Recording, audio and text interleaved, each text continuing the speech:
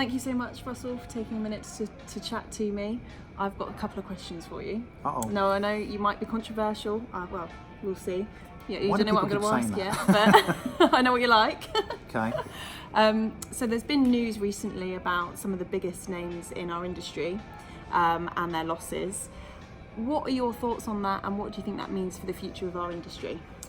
So I guess I know all about losses. eMove lost a fortune, but kind of on purpose. It was engineered to, in terms of it being growth investment. So this week's been interesting. So we've had results from LSL, Countrywide today, Foxtons, Property Franchise Group, and Connells, I think. So 5 different agents, by coincidence, I think, all in a very short space of time. And they're interesting, I think, for a couple of reasons. First of all, because I guess the ones that we expect to be bad, like Countrywide and Foxtons, were pretty bad. So Foxtons saw profits drop into the red in terms of losses even further. So they've made, as per their latest numbers, losses of about £3.5 million, which is kind of quite a contrast, considering actually I don't think Foxtons have made a loss for something like 20 years previously, but of course now they are. And there's a whole bunch of reasons behind that, which maybe we can kind of briefly go into. The other one, of course, today was Countrywide, who kind of, in the way of trying to put lipstick on a pig, have issued their numbers. Is that too controversial? Have issued their numbers with this kind of glowing statement about how the fact that they've lost £37 million, the fact that their debt has increased, and actually, if you read between the lines, as I very sadly did this morning, they are burning cash at the rate of about £1 million a month, and they've only got £10 million left. Wow. So on that basis, they're out of cash in April.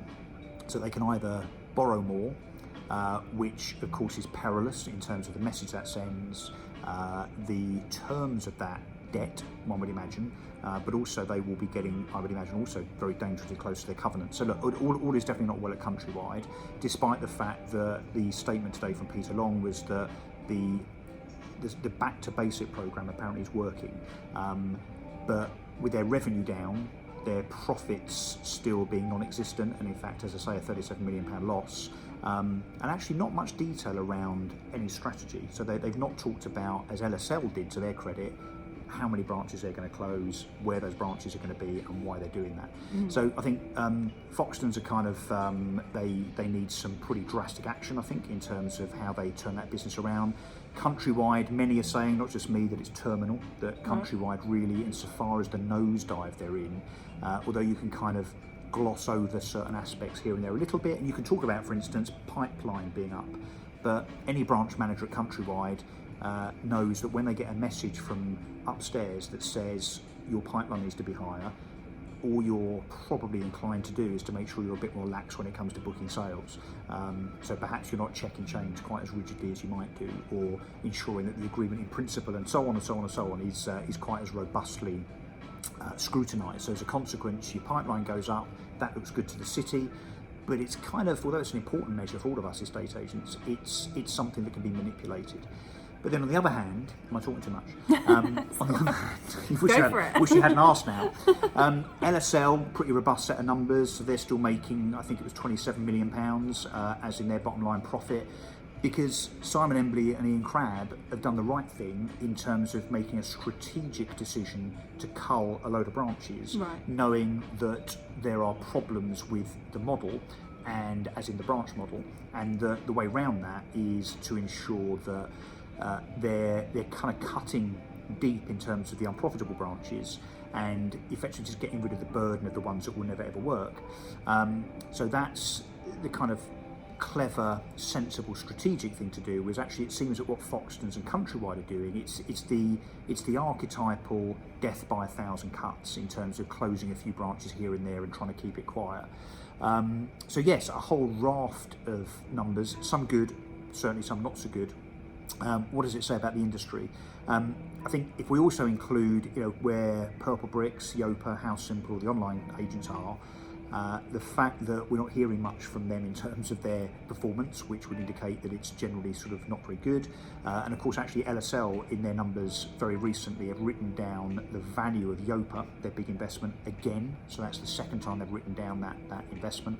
And Purple Bricks, look, famously are certainly a shadow of the business that they were 2 or 3 years ago when they were worth upwards of £1 billion. They're now worth something like £280 million with a share price that's about 5 times less than it was a couple of years ago. So where does this leave the industry? Was that your question? I think it was. I Was can't that your remember question? now. Yeah, I think it was. It's not high street agency in terms of the burden of branches, Yeah. and it's certainly in Countrywide's case, 800 branches where the rent only increases, the rates only increase, the cost of the people only increases.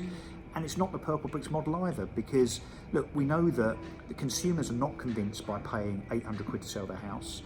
They're certainly not convinced and brave enough in the mainstream to pay up front. There's a big question mark over whether £800 is sustainable in terms of delivering the right amount of service to the customer. So the answer to me, I think, is, given that I've been a traditional agent for 10 years and an online agent for 10 years, it's something in between, I guess. So I'm not convinced that branches are important anymore. I think the person, the individual, the marketing, the operational kind of cleverness and centralisation is the important thing. And so I think that, you know, online have kind of had their day insofar as their market share probably not getting much above where it is now, certainly not more than 10%. And I don't see the likes of Countrywide and Foxtons in their present form as a model being sustainable.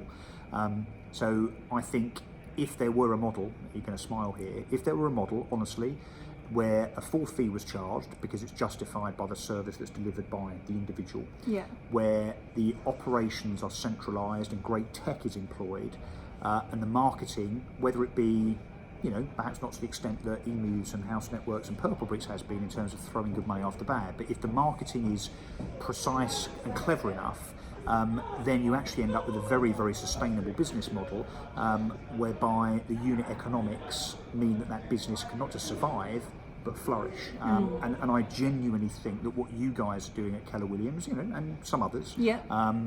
is it has to be the way forward in terms of maximum income, but a justified income per customer, and not being a slave to old-fashioned branch-based overheads or indeed huge marketing costs, as we've seen Purple Bricks and businesses like eMove, Yopa and How Simple kind of be subject to. Absolutely. And it obviously enables the agent to earn good money, good fees. Yeah, and I think that's the really important thing, that if you look at the amount of money that comes in from the consumer, so let's say you've got an office doing £200,000 a year, the manager's earning probably, 15% of that overall, maybe. The rest of it's going, the little slice to head office, or in Countrywide and Foxton's case, none of it, because obviously there's no profit, but the rest of it is being shoveled to landlords and local authorities, I think now completely unnecessarily.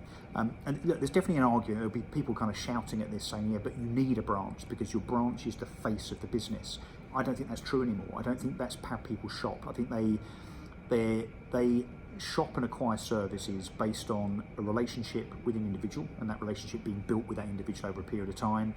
And of course, look, whether we like it or not, it's not walking down a high street and seeing nice shiny shop fronts. Yeah. It's electronic, it's social media, it's, you know, being in touch by way of email newsletters, and it's certainly much more of an online acquisition now than it is an old-fashioned kind of 1980s way of doing things in terms of choosing your agent based on, you know, a shop front that they might have prominently in your high street. That's just not the way that people choose their products and services anymore. Thank you so much for sharing that with me. Really interesting. I look forward to the comments underneath. Don't encourage it, Russell. Well, I'll let you go home. Thank you so much. Good to see you.